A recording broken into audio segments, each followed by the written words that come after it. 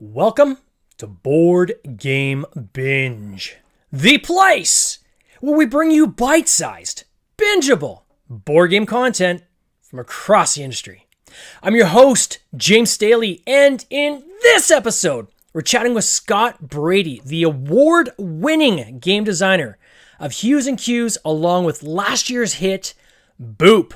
Scott, welcome to the binge. How you doing, sir? Doing all right. Thank you, James. That was an amazing intro. You know what? I only leave the best for someone of your caliber. It is great having you on this podcast. My gosh, where to start? First and foremost, when I was reading your bio, and you said you'd only been doing game design for 4 years, it actually, I had to step back for a second to make sure that wasn't a typo. That shocked me. How can that be possible that you've done two amazing hits, award-winning, and you've only been doing this for 4 years? Luck, first of all. I mean, it was a lot of it's right place, right time. I didn't get the design bug till much later in my hobby game career. I've been playing hobby games for, well over a decade. And I just got motivated. I think like a lot of other designers start thinking, maybe I could make something, and didn't get serious about it till 2019, right before COVID hit. Was it COVID that kind of pushed you into that to say, now I've got this downtime, it's time to kind of hunker down, or what was kind of the catalyst there? Well, so my first game, Hues and Cues, was finished before COVID, and finished and signed, and actually in production. We were on press when COVID hit.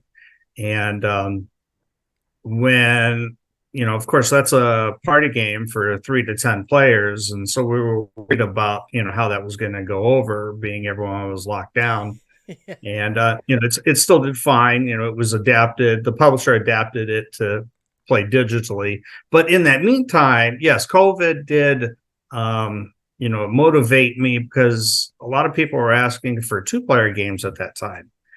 Because of the lockdown, they didn't have large groups to play with, and that's when I came up with the original ideas behind Boop.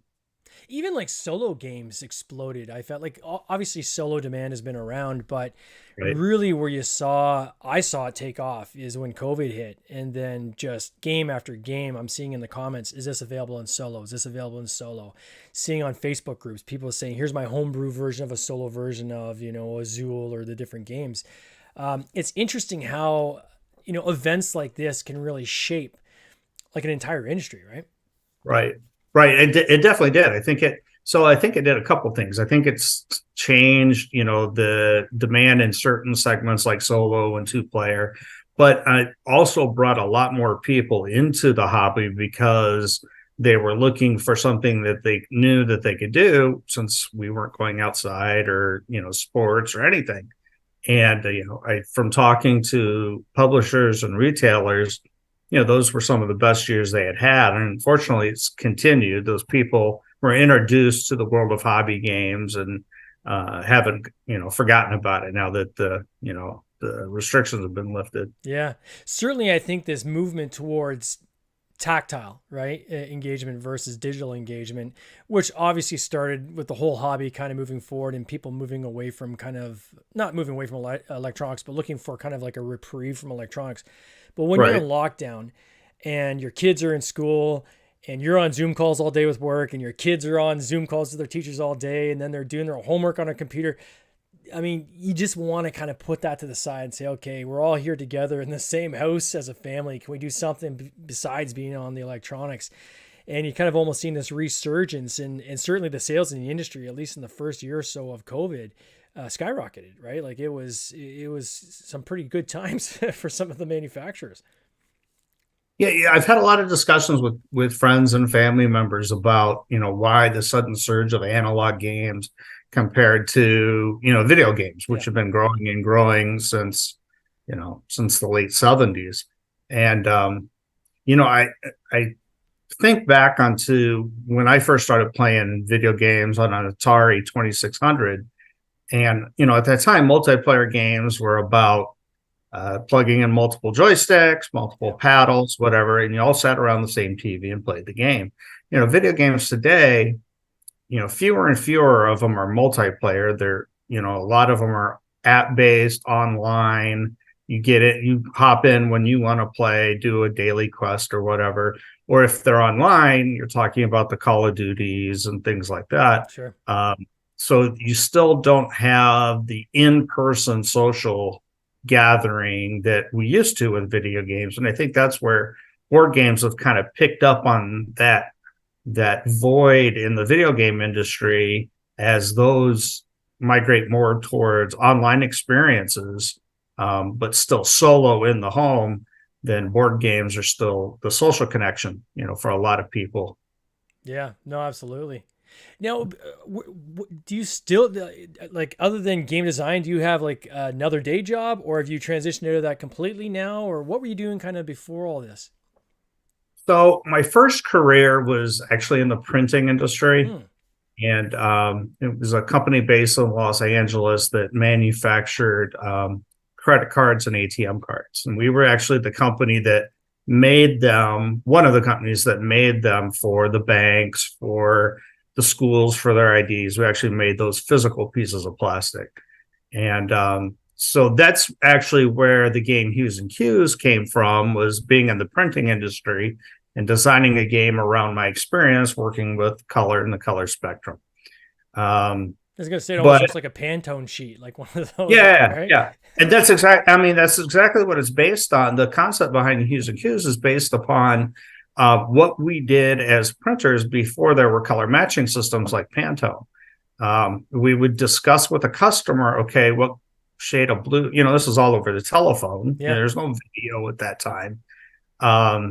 And they would say, well, I want a blue logo on my card. Okay. There's lots of shades of blue. Can you describe what you're looking for? And then they'll start talking in abstracts, sky blue or blue jean blue or navy blue, which are still very abstract. And so that's how color agreements were, done before matching systems were in place. And so I exploited that idea to make Hues and Cues. So you forget about the matching systems that are out there, and it's all reverts back to how do we talk about color when we don't have a common piece to look at and share between us. That first prototype you did, was it literally taking one of your sheets from your like former work and placing it on the table, saying, I think I got a game idea here, or? No, it was, but it was very well. Both the first board and what ended up being the final board both looked very much like the color picker tool in like Adobe Photoshop. Yeah. So I took something similar to that. I created a couple custom ones, and then blocked it out to make each square a solid color. But when you step back and look at it, it still had this nice rainbow spectrum.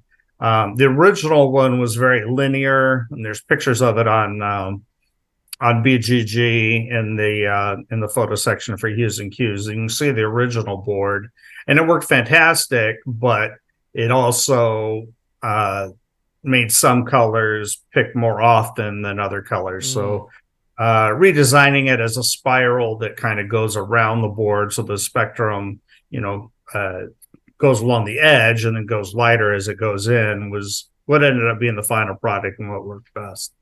It's certainly a beautiful looking game when you see it on a table, right? Like it's got that kind of visual table presence. Right. And then the scoring. So how did you, like, did it naturally come to you? Was there a couple different iterations of, because the concept seems to be pretty anchored in just the idea of, okay, we're going to, have a game here where people are trying to guess, what color do I mean? In your example here, what kind of blue, right? Is it a surf blue or baby blue or whatever? But then kind of the whole scoring mechanism and getting closest to the possible. How did you build kind of that out? That I spent quite a bit of time on many different iterations of scoring. I had the idea that I wanted it to be a targeted based system where you were rewarded for being close. I didn't want one person to guess more than one space, because then I felt there'd be a lot of follow on and clustering. So I gave rewards for being close, but I also needed to incentivize the clue giver to give a good clue. Yeah. Otherwise, they just give a bad clue and everyone would miss, and so it would go on. So there were a lot of different ways that I tried scoring, and I eventually came up with what ended up being one of the simplest, which was basically 3, 2, 1, which is, how many points you score based upon how close you were. And then just one day, the thing that really changed the game and made it different was I had the two ideas. One was I wasn't going to reward the clue giver for 1 point scores because it was close, but not close enough. Yeah. So that added an interesting twist. But then I ran into the problem. Well, it was fiddly to figure out, who was close and who wasn't. And it just came to me one day, just literally out of the blue, to do this square. I made a little paper template with twos printed on the outside and ones printed on the inside, or twos printed on the inside, ones printed on the outside, and laid it over the board. And it worked beautifully to delineate, okay, this is what the clue giver scores with, and this is what what they don't score for. And that little piece, made it all the way from pitching to final production piece. Yeah, I was going to ask about that because typically when I see a game like that's been in prototype stage and then a publisher takes it, those are typically the kinds of things the publisher adds on. So I was wondering, I was like, I wonder if he came up with that or if that's something that the publisher had added on. But it is quite clever because it's very quick, right? You slap it down with the actual color answer in the center. And bang, all your scoring is just easy there to see, and counting up the pieces on the inside and so forth as well, right? Yeah. Yeah. So it was this nice little reveal moment where we weren't just revealing, oh, this was my color. We're actually lassoing in a bunch of them, and everyone's hoping that they're lassoed into the square. So it added this little bit of tension as that piece comes down towards the board. That just added that one moment of excitement to the end of a particular round. And so I think it was unique with Hues and Cues that, because the board and that scoring piece, that is the game, right? Yeah. I mean, everything else is in the player's head. It's a word association game. There's not a lot of pieces to it. It was important for me to successfully pitch it to have art and a concept as close to the final product, because that was the game. Whereas so many other games, take a Euro game, the art is done secondary, usually by the publisher. As long as the mechanics are solid, the experience is solid, then they'll theme it or put artwork on it as they see fit. But in this particular case, I don't think I could have sold it as just an idea without actually showing, okay, this is the board, this is the presentation or the table presence. And that's what got the publishers to take a look at it. So how did you pitch it? So you end up getting the OP, ended up publishing this game. Congrats on that. A very large company. I think I read somewhere 500,000 copies have been sold worldwide. Yeah. I mean, that's not a small number. No. How did you get that? How did that initial kind of connection happen? Because for your first game, to get signed with a big company like that, what was that process like for you, and how did you go about it?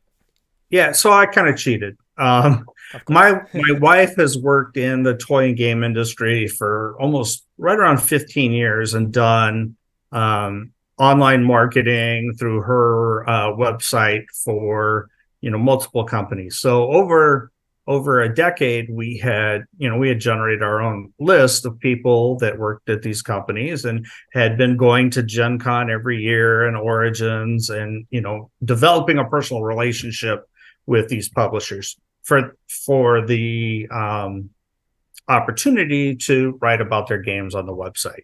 Yeah. And so when it came time to pitch, I was able to give a nudge to someone we knew and said, hey, why don't you just take a look at this? Tell me what you think. So it was like a real soft pitch. And I did that in 2019 at Geekway to the West with a couple publishers that I knew. And one in particular, Shane from Gray Fox Games, took a look at the game and said to me, he goes, absolutely, I will publish this. but I don't think you should let me. I think you need to look for a bigger company because this could be a million unit seller. Yeah. And of course, that caught me off guard.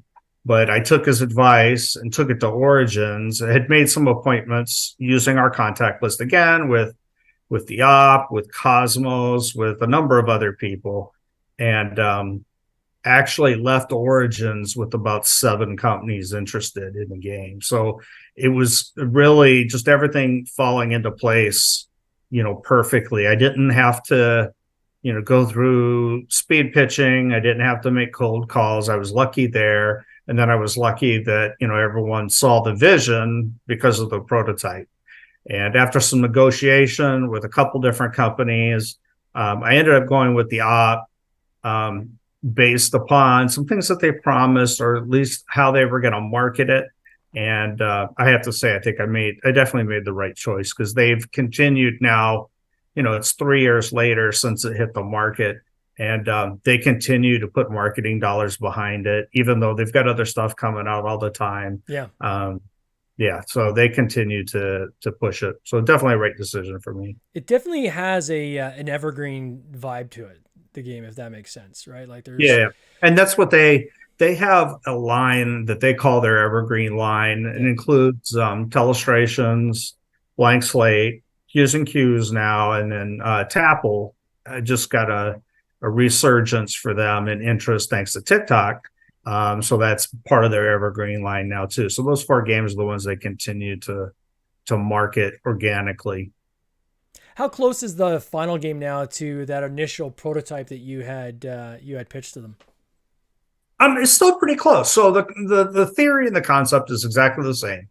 The board, we ended up going with my second board, which is in the current form, and that I actually developed after I signed with them. So they signed it based on the first board, but I kept working. There was something about it I didn't like. I kept working on it and said, okay, I'm liking this one better. It's testing better. And they agreed.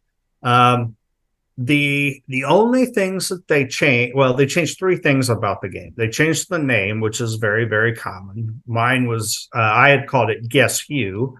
No. And because they work closely with Hasbro, they didn't want get to. Sued. Yeah, well, not get sued, but they have this nice relationship with them for their Monopoly line. So it was one of those, let's not poke the bear if we don't have to. Yeah. So they gave it their own name. In my design, the pieces that you use are cones, like they are in the game. But for the scoring pieces, I had little cylinders, which represented the rods, which in our eyes are rods and cones. And so just for a manufacturing standpoint, it was cheaper just to go with all cones. So they eliminated the rods and went with the cones, which was fine. And then the last thing, they actually changed. They knew their market better than I did. So I didn't have any cards in the game. In my version that I sold to them, you would think of an item first that you wanted to describe. Let's say Pikachu. And you would look at the board and you would find the color that you thought most closely represented Pikachu. And you would actually write those coordinates down on a dry erase thing. And then everyone else would guess like normal. So it was a matter of thinking of the item first and then selecting a color. So you were actually matching those 2 ideas.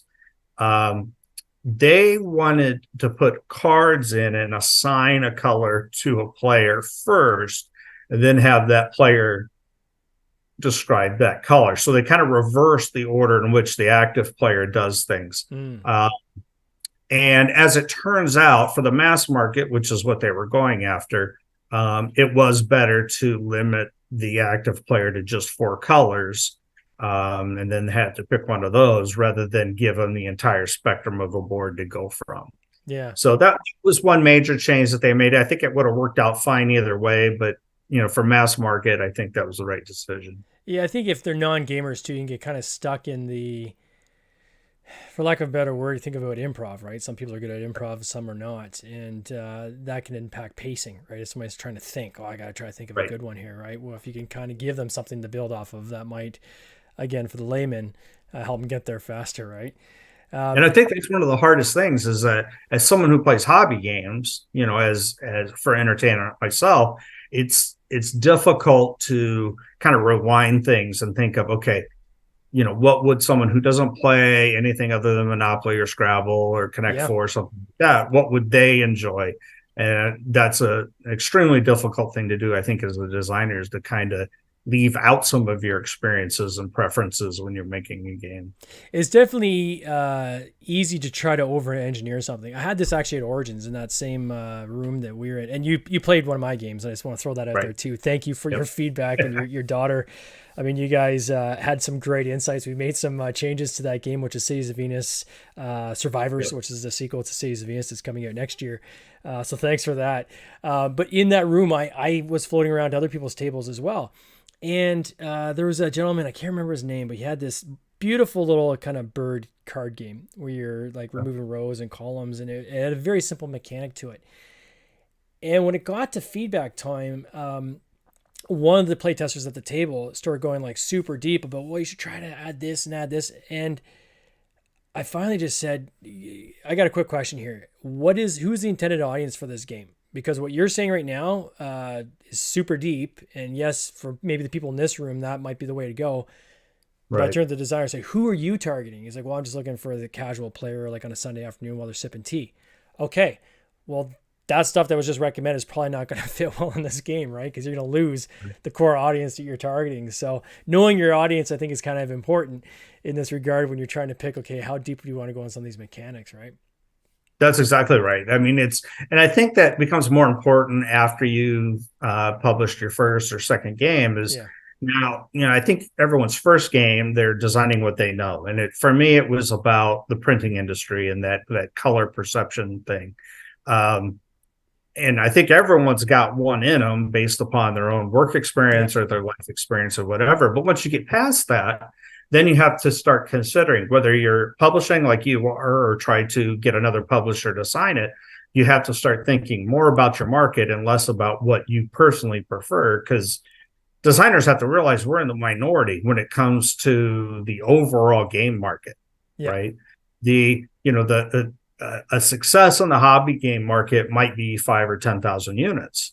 A failure in the mass market is 50,000 units. Yeah.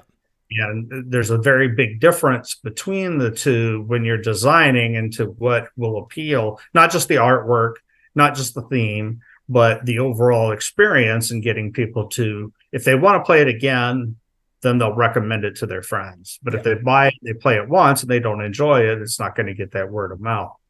And so, yeah, it's considering your audience. And we're not just talking about age audience. Oh, it's for eight and up or 4 and up or whatever.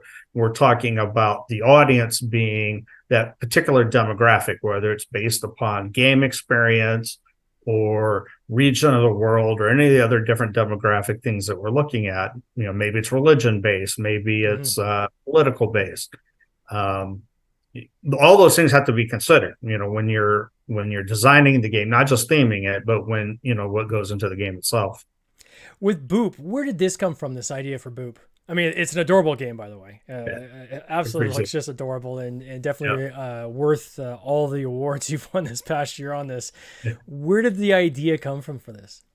So Boot came from COVID, quite honestly. So I love abstract games. Yeah. And when people were clamoring for 2-player games, I just started brainstorming. I came up with this cool mechanic that I had never seen done in an abstract game, and it's become known now as the shockwave mechanic. And if you refer to Boop, it's the Boop mechanic. So when a piece is played, everything around it, kind of explodes outwards, like a meteor hitting the ground or a bomb or something like that.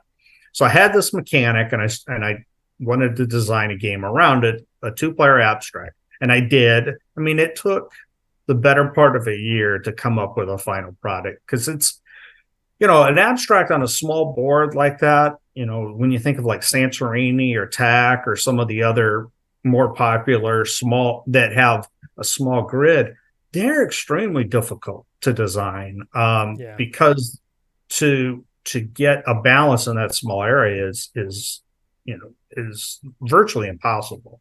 And I luckily came across a board size and a concept, and of course the mechanic that worked. And I released it for free during COVID under the name Gekatai, which is Japanese for push away or push back in a military sense. And that was my own personal gift to the world, if you would, during COVID. And it started getting hundreds of downloads on BGG. Started, people internationally were making videos from it. We started seeing them pop up from Russia, from Thailand. Great. Yeah. And I pitched it, and a couple companies were interested, but none of them wanted to really take a chance on an abstract because the playing abstracts historically haven't done that well volume wise, and they definitely are a tough sell in mass market. Oh yeah. So it wasn't until I stepped back, spent another probably 6 months on it, playing around with different themes like sumo wrestlers and raindrops and anything that would make things explode outward. And then finally came up with, I built a little prototype bed with a bed skirt on it and had some cats 3D printed. And I'm like, you know what? This is perfect. It's cute. I think it's marketable. And I actually went back to one of the publishers who had originally rejected it as Gekatai and showed him what I had done. And he's like, yep, I can sell that. And, the rest is history. They signed it, did the art on it. They changed the name. My name of that game was Pounce House at the time. Pounce House? Pounce House, yeah, which was a cute, I thought it was a cute name. But during one of their play tests, one of the play testers commented, "Oh, I'm going to boop you off the bed." And it was like, oh, wait a second, that's a good name, Boop. And then from then, that was what it was called. The publisher called me right away and said, "What do you think of this name?" And I argued that I really like my name, but I kind of like the name better, so I'm fine with it.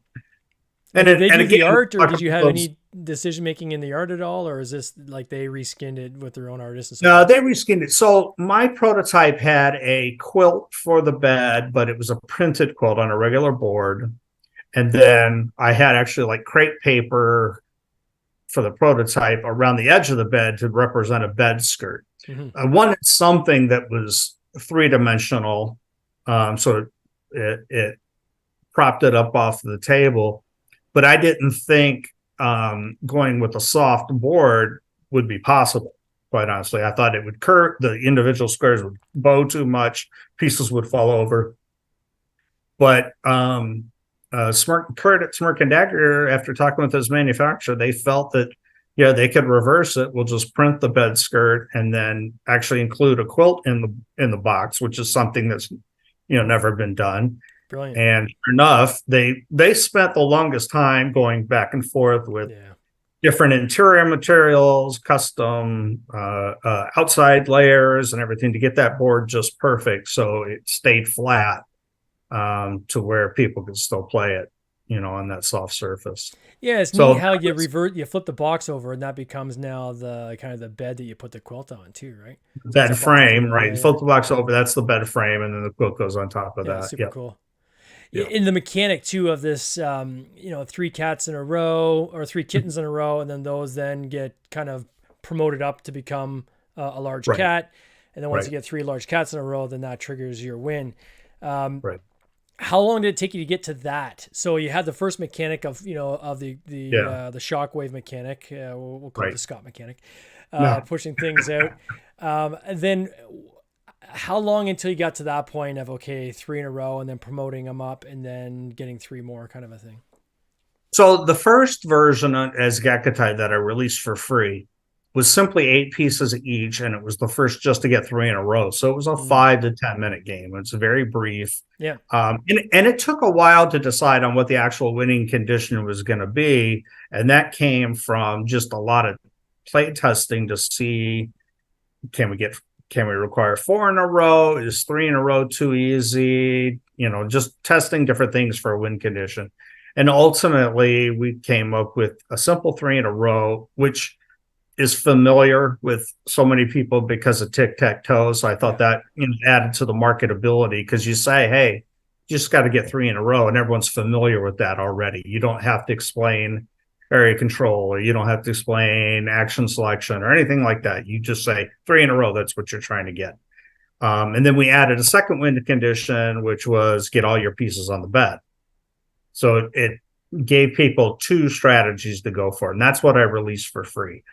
Going to the second version, I created a second version of Gekutai that had that upgrade path to make it a longer game. Also released that for free on BGG.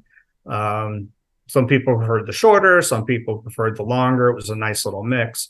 And then when we finally licensed it, that both those rule sets are actually in the box. So if you have Boot, if you read the regular rule set, that's my original. I called it Gekutai Squared. That was my original. That's the game that got published. But the original Gekutai rules now became the kids' rules in Boot. Oh, that's cool. So that whole process to create that whole thing was probably another 4 to 5 months to go from the first Gekutai to the second Gekutai and make sure that worked. What I find interesting here is, clearly if it's skinned right and it's marketed right, abstract games can do well. Right. I usually avoid abstract, so I've gone a number of protospiels where people have, on the publisher come to me as a publisher, say, hey, I think this would fit within your portfolio. I usually stay away because, as you said, they typically just, today's day and age, people, like when I was a kid, I grew up on chess, grew up on checkers, a lot of abstract type of games. You don't see that as much in this next generation. And so you almost have to disguise it, right? Under cute and cuddly and skinned like you've got with Boop here. Highly, highly abstract strategic game, but cleverly kind of cloaked in this cute, adorable cat game, right? So kudos to you and Smirk and Dagger for being able to find that kind of right mix.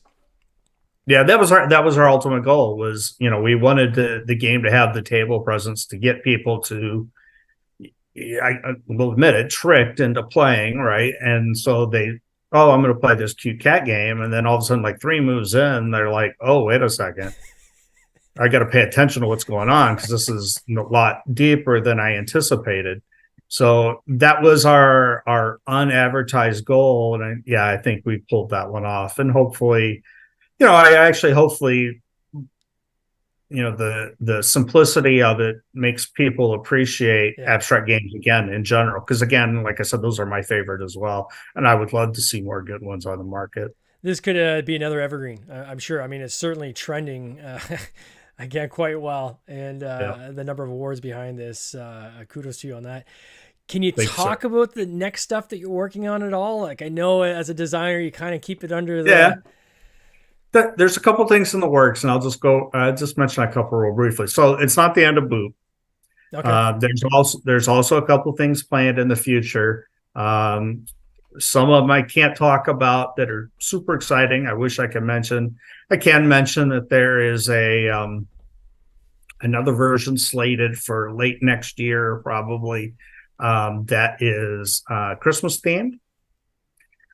So much like the Halloween theme from this year, it'll be a different game. Right? Yeah, it'll be Jingle Boop. I don't know what it's gonna be as far as a name, but we had a lot of people ask for a Christmas theme version. So I've been working on something that will be more different than the Halloween, which was the base game plus a mini expansion. So that should be coming out next year if all things go right. I've got a card game coming out from Arcane Wonders that I'm super excited about. That is a cooperative inductive reasoning game where it's like playing Uno, but if you didn't know the rules to Uno, you have to figure out the rules before you can actually play. And that'll be an inexpensive $20 game probably that hopefully will do well in mass also, because I think it's approachable in that manner. And so with the success of Hues and Cues and Boop, I've been fortunate to have some people ask to co-design together. So I've got a co-design coming out from Wise Wizard next year. Oh, nice. That another party. It's a party game, be the first in their line for a new imprint. Co-designed with Danielle Reynolds, who's known for Her Story and a number of other games that she worked on. And a small dexterity game coming out from Indie Boards and Cards, co-designed with a couple local designers to me, that'll be their first published game. So it's 2024 is shaping up to be a busy year. How far out do you plan? So for Boop, we're already planning for 2025. We don't see any sign of that lighting, getting any lighter in demand anytime soon. Every time a shipment comes in, it sells out, and just we're counting them in 2 weeks at a time. Oh wow! We just can't keep the base game in stock. And now it just got localized in Europe in 3 countries and in Thailand. So I think it's going to continue to grow from here. But as far as designing, I know it for most of my stuff from design to shelf date, it's 2 to 3 years easy. Yeah. So, and things that I'm working on today probably won't show up till 25 or 26. That's amazing. And it's certainly exciting times to be a designer, isn't it? It is. It is. Wow. Well, Scott, I want to wish you all the best in this coming year. I'm obviously a big fan of your work, and I'm very thankful for the time you even gave me at Origins. It was very kind, you and your daughter, to sit down and spend some time with us on our game. And it's cool to see how you are giving back to the industry in talking to other game designers and really kind of sharing the love around. So I want to thank you for that as well. And hopefully we catch you at the next Origins. Yeah, absolutely. Excited to see when your game comes out. Sounds good, my friend. You take care. All right. Cheers. This has been an episode of the Board Game Binge podcast, hosted by James Staley, produced by James Staley and Mike Bruner, with original music by Nick Smith. If you would like to watch these interviews live, simply subscribe to our YouTube channel, Board Game Binge, and you'll get access to live interviews, giveaways, and interesting board game content from across the industry.